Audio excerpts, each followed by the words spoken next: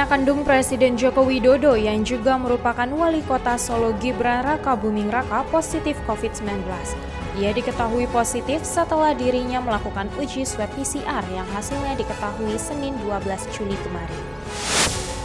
Puluhan warga dan pedagang di Tiban Kota Batam, Kepulauan Riau menggelar aksi unjuk rasa menolak penyekatan akses menuju pasar di hari ketiga pemberlakuan pembatasan kegiatan masyarakat PPKM. Hampir 70 orang dikabarkan tewas akibat sambaran petir hebat di India. 11 diantaranya tewas di tempat. Sambaran petir juga melukai banyak orang di 3 negara bagian India dalam 24 jam terakhir. Halo pemirsa, kita berjumpa dalam program Yunus. Program ini memberikan informasi bermakna kepada Anda mengenai sejumlah peristiwa menarik di tanah air. Bersama saya, Yuliandini, dan inilah Yunus lengkapnya. Pemirsa, anak kandung Presiden Joko Widodo yang juga merupakan wali kota Solo, Gibran Rakabuming Raka positif COVID-19. Ia diketahui positif setelah dirinya melakukan uji swab PCR yang hasilnya diketahui pada Senin 12 Juli kemarin. Kami yakin, kami optimis, Solo bisa bangkit dari pandemi. Wali Kota Solo, Gibran Rakabuming Raka menyampaikan langsung kepada media mengenai kabar dirinya yang diketahui positif COVID-19 pada Rabu 14 Juli dini hari. Putra sulung Presiden Joko Widodo tersebut belum menjelaskan secara rinci mengenai kondisinya saat ini, termasuk kemungkinan di mana tempat ia terpapar virus COVID-19 itu. Namun sempat diketahui aktivitas Gibran pada beberapa hari terakhir yang sering mengunjungi tempat-tempat rawan seperti rumah sakit, tempat isolasi, juga tempat sentral vaksinasi. Sebelumnya, dilansir dari Tribun Solo, Gibran sempat melakukan tes antigen dengan hasil negatif. Kemudian dirinya meminta untuk dilakukan uji swab PCR di RSUD Bung Karno dan diketahui hasilnya positif COVID-19. Dari Solo, Jawa Tengah, UTV mengabarkan.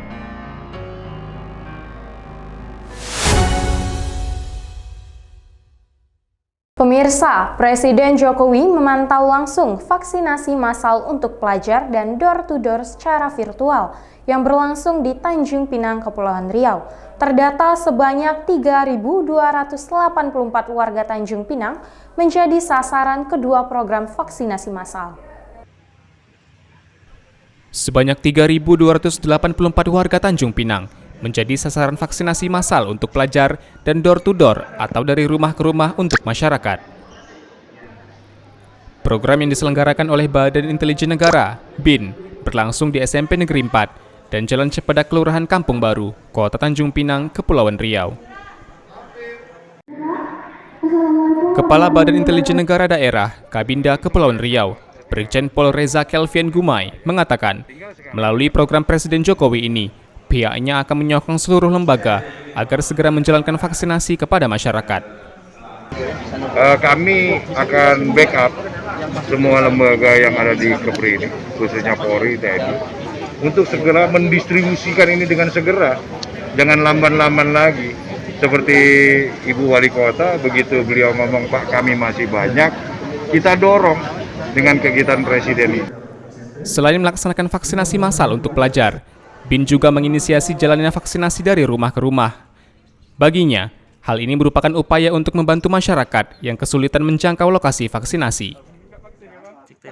Kabinda Kepri menambahkan, kegiatan tersebut juga akan dilakukan ke pulau-pulau di Kepri. Tahuannya, kita jemput bola, kita datangin door to door ke rumah-rumahnya, semuanya.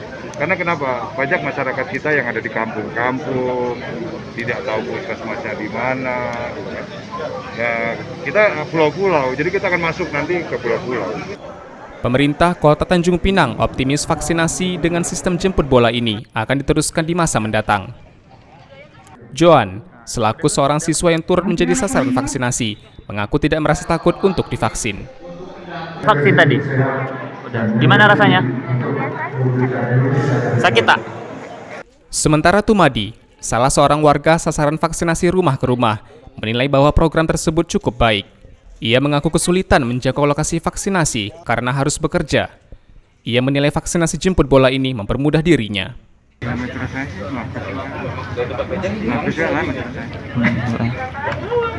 Dari Tanjung Pinang, Kepulauan Riau, Muhammad Khairuddin, UTV mengabarkan. Puluhan penumpang pesawat Citylink yang tiba di Bandara Hang Nadiem Batam, Kepulauan Riau ditahan petugas Satgas COVID-19. Para penumpang diketahui tidak melengkapi persyaratan keberangkatan, yakni dokumen negatif PCR. Tadi nggak mau ditawarin. Udah aku bilang tadi Bapak dia. Sebanyak 58 orang penumpang pesawat Citylink KG957 yang berasal dari Padang ditahan petugas Satgas COVID-19 Bandara Hang Nadiem Batam lantaran tidak memiliki kelengkapan dokumen negatif PCR. Komandan Satgas Penanganan COVID-19 Bandara Hang Nadiem Batam Mayor Lekwardoyo mengatakan, puluhan penumpang tersebut langsung diambil tindakan tegas. Satgas COVID-19 Bandara Hang Nadiem Batam langsung melakukan swab PCR kepada penumpang agar dapat melanjutkan perjalanan. Penerbangan Citylink dari Padang menuju Batam dengan membawa persyaratan tidak sesuai dengan yang dicanangkan oleh pemerintah Kota Batam dan Provinsi Gubernur, yaitu dengan membawa persyaratan antigen saja. Sehingga 58 orang ini kami laksanakan swab PCR ulang untuk mengecek keabsahan mereka betul-betul dinyatakan negatif dari COVID-19. Menurut Wardoyo, lolosnya puluhan penumpang dari Padang ini dikarenakan kantor kesehatan pelabuhan di daerah asal belum mengetahui kebijakan yang baru diberlakukan di Batam pada 12 Juli. Dari Batam, Kepulauan Riau, Kantor Berita Antara, UTV mengabarkan. Pemirsa, polisi kembali meringkus 2 orang tersangka kericuhan saat operasi justisi pemberlakuan pembatasan kegiatan masyarakat PPKM darurat di kawasan Bulak Banteng, Kecamatan Kenjeran, Surabaya. Polres Pelabuhan Tanjung Perak kembali meringkus 2 orang tersangka kerusuhan operasi justisi PPKM darurat di kawasan Bulak Banteng, Kecamatan Kenjeran. 2 orang tersangka berinisial FA dan H diamankan petugas lantaran memiliki peran dalam kerusuhan tersebut. Tersangka FA diduga terlibat dalam perusakan mobil patroli Polsek Kenjeran dengan memecahkan kaca belakang mobil lewat lemparan batu bata. Warga Jalan Kunti tersebut melakukan perusakan setelah adiknya dibawa Satpol PP karena didapati tidak menggunakan masker. Sementara tersangka H ditangkap setelah memposting ujaran provokasi dengan mengunggah video kericuhan di media sosial. Keduanya berada di kawasan saat petugas dari kepolisian, TNI, Satpol PP, dan Linmas Kecamatan Kenjeran sedang melakukan operasi justisi PPKM darurat. Selain menangkap FH dan H, polisi juga mengamankan sejumlah barang bukti berupa 2 unit ponsel, 1 batok kelapa, batu bata, batu paving dari pakaian tersangka. Jadi dia berusaha untuk membela adiknya yang sedang diamankan. Kalau yang satunya ini memang dia sengaja untuk membuat konten tersebut, mengatakan agar orang-orang anti terhadap pelaksanaan PPKM darurat ini. Sebelumnya polisi telah menangkap pemilik warung berinisial E karena melawan petugas saat hendak ditindak. Karena amarah, warga melakukan penyerangan terhadap petugas dan merusak 2 mobil patroli. Polres Pelabuhan Tanjung Perak masih melakukan penyelidikan untuk menangkap 2 orang lainnya. Dari Surabaya, Kantor Berita Antara, UTV mengabarkan. Puluhan warga dan pedagang di Tiban, Kota Batam, Kepulauan Riau menggelar aksi unjuk rasa menolak penyekatan akses menuju pasar di hari ketiga pemberlakuan pembatasan kegiatan masyarakat darurat.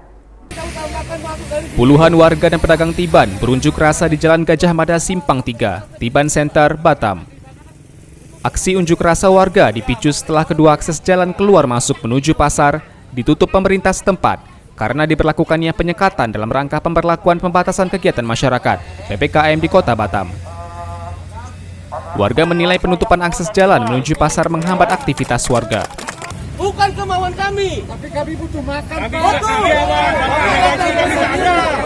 Datang di sini menyampaikan aspirasi dan kami sudah laporkan pimpinan. Ini kami buka. Ini kami buka Mohon maaf. Kalau yang masalah motor di sana, mungkin saya akan konsultasi dulu. Keluhan warga itu bukan yang dari Kipan sini aja Pak, dari Madermut ya juga. Termasuk dari Madermut Pak. Jadi kalau gitu dibuka motor aja gimana Pak? Motor aja. Buka mobil Pak, motor aja sana Pak. Kalau sana untuk motor aja Pak. Sementara itu, Camat Sekupang, Arman menegaskan kepada para warga dan pedagang yang berunjuk rasa, tidak ada upaya penutupan akses jalan. Namun pembatasan akses sehubungan dengan diwajibkannya pemberlakuan kebijakan PPKM di Kota Batam. Setelah melakukan aksi demo sejak pukul 9 pagi hingga pukul 12 siang, akhirnya disepakati pembongkaran penyekatan di akses jalan tersebut. Camat Sekupang lantas mengambil keputusan untuk membuka total akses jalan dari arah Simpang 3 Tiban Center. Saya sampaikan ucapan ketidaknyamanan dari situasi saat ini, bahwa apa yang diinginkan oleh warga dari Susatobeng Pak Lurah, gerbang ini kita akan buka. Saya sudah perintahkan Lurah untuk dibuka. Walaupun akses tersebut telah dibuka, penjagaan dan pengetatan serta pemeriksaan masyarakat yang berbelanja ke pasar tradisional dan food court Tiban Center tetap akan dilakukan. Jadi ini nanti kita buka, tapi penyekatan protokol kesehatannya tetap orang yang mau ke pasar tetap harus wajib melalui posko penyekatan. Para pedagang di pasar tradisional ini mengalami penurunan penjualan sejak awal masa penyekatan diberlakukan. Pedagang meyakini penyekatan menjadi faktor utama penurunan penjualan, sehingga dengan dibukanya akses keluar masuk, aktivitas jual beli dirasa akan kembali berjalan normal.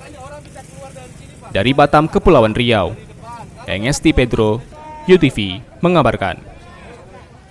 Cuaca ekstrim dan penyekatan akses keluar masuk orang antar wilayah di daerah yang memberlakukan pemberlakuan pembatasan kegiatan masyarakat PPKM darurat berdampak pada sektor perdagangan ikan. Cuaca buruk, hujan deras disertai angin kencang membuat banyak nelayan memilih tidak melaut. Kondisi ini membuat pedagang ikan di Pasar Tanjung Pinang kesulitan menjual ikan segar. Selain itu, ketersediaan ikan di Pasar Tanjung Pinang juga berkurang karena terhambatnya distribusi ikan dari Kawal Bintan. Pedagang mengatakan distribusi pasokan ikan dari Bintan terhambat lantaran masih adanya supir kendaraan yang tak dapat melengkapi persyaratan saat akan melintasi penyekatan PPKM darurat di perbatasan Tanjung Pinang Bintan. Karena ada razia vaksin, jadi orang tak bisa lewat sopirnya, terus tak bisa bawa ikan. Iya, jadi sopirnya belum vaksin dia tak bisa lewat, disuruh balik lagi. Dani mengaku stok ikan dagangannya tertahan sebanyak 300 kg sejak penyekatan PPKM darurat diberlakukan. Hal ini lantas berdampak pada penjualannya. Ia mengatakan hanya dapat memasarkan 200 kg ikan saja per hari. Padahal di hari biasa penjualannya bisa mencapai 500 kg ikan. 200 kilo aja benar. Jadi pedagang jual dikit aja, nggak bisa untung banyak. Ini pun rugi mungkin. Dari Tanjung Pinang, Kepulauan Riau, Fahrian Bahri, UTV mengabarkan. Saudara, hujan deras disertai angin kencang yang terjadi di Natuna, Kepulauan Riau menyebabkan kerusakan di beberapa bangunan. Gedung Radio Republik Indonesia Ranai menjadi bangunan yang paling terdampak dari peristiwa badai yang terjadi dini hari tadi.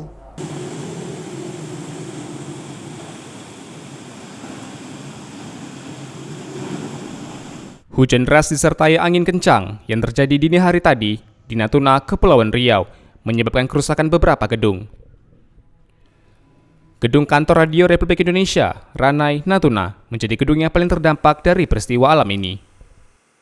Kondisi saat ini kejadiannya itu sekitar jam 3 subuh, itu angin mulai agak rada kencang dari arah gunung ke sini.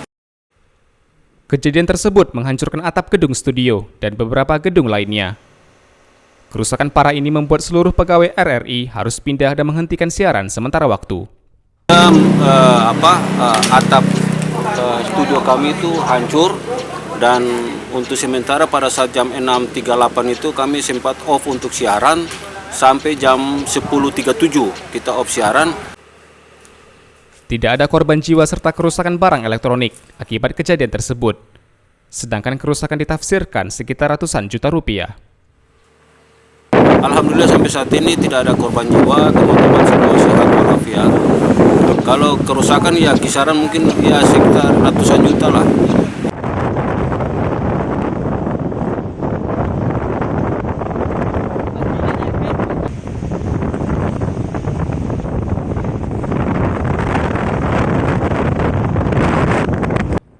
Dari Natuna, Kepulauan Riau, Muhammad Nurman, UTV mengabarkan. Pemirsa, sedikitnya 40 militan Taliban tewas dalam sejumlah serangan udara yang dilancarkan Angkatan Udara Afghanistan pada Minggu 11 Juli kemarin. Kementerian Pertahanan Afghanistan mengkonfirmasi telah melancarkan serangan udara di sejumlah distrik yang ditempati militan Taliban pada 11 Juli kemarin. Dalam video yang dirilis Kementerian Pertahanan Afghanistan memperlihatkan jet tempur Angkatan Udara Afghanistan melancarkan serangan di sejumlah distrik tempat militan Taliban. 40 militan Taliban dikabarkan tewas dalam serangan tersebut. Di Provinsi Helmand, 14 militan tewas dan 2 lainnya terluka setelah jet tempur menargetkan para militan di distrik Gunsar.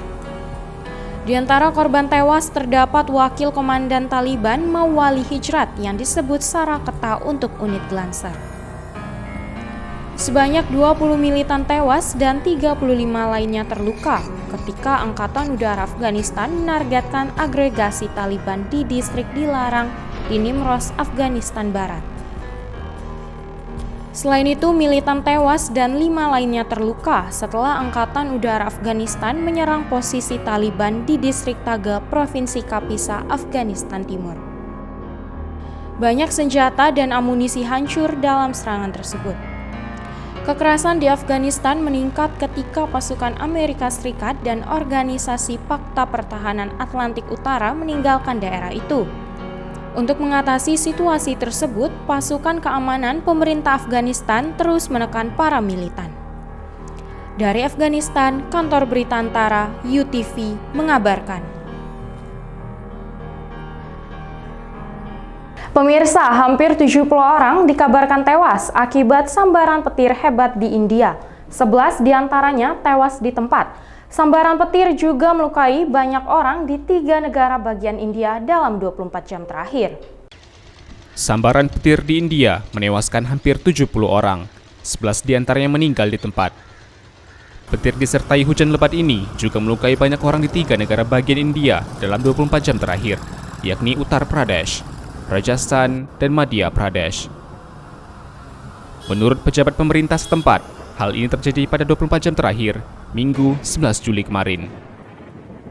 Menurut media setempat, korban tewas di Uttar Pradesh pada Senin 12 Juli bertambah menjadi 42 orang. Sementara 7 korban tewas lainnya berada di Madhya Pradesh dan 20 orang menjadi korban jiwa di Rajasthan. 7 diantaranya adalah anak-anak, termasuk 11 orang turis yang mengunjungi Benteng Amer di pinggiran ibu kota Rajasthan, Jaipur. Pejabat Uttar Pradesh Disaster Control Room di ibu kota Lucknow melalui media setempat mengatakan bahwa 42 korban tewas berasal dari 17 distrik di Uttar Pradesh. Perdana Menteri Narendra Modi sempat menuliskan cuitan duka cita dan bela sungkawanya bagi korban dan keluarga yang ditinggalkan. Kepala Menteri Rajasthan Ashok Gehlot mengumumkan akan memberikan dana kompensasi bagi anggota keluarga korban. Petir dan badai petir biasa terjadi pada musim hujan di India yang berlangsung dari Juni hingga September. Dari India, Kantor Berita Antara, UTV mengabarkan. Jika kita biasa melihat peternakan hewan di lahan yang begitu luas, tapi beda dengan satu ini. Peternak di Pakistan memelihara hewan mereka di atas atap rumah karena kepadatan penduduk, kekurangan lahan pertanian, dan urbanisasi yang tidak teratur. Peternak Pakistan menggunakan krain untuk menurunkan hewan kurban mereka dari atap sebelum pelaksanaan hari besar keagamaan umat Islam, Idul Adha, di daerah itu.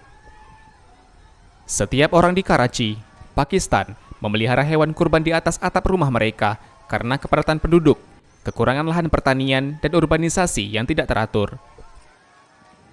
Sebagian besar negara mayoritas Muslim di seluruh dunia, termasuk Turki, akan merayakan liburan 4 hari yang akan dimulai dengan salah satu dari 2 hari raya utama Muslim tahunan. orang-orang yang mampu melakukannya dan memberikan sebagian besar daging kurban untuk orang yang membutuhkan baik tetangga maupun kerabat. Dari Pakistan, Kantor Berita Antara, UTV, mengabarkan. Terima kasih telah menyaksikan informasi yang kami sajikan. Tetap saksikan News selanjutnya. Salam sehat, sampai jumpa.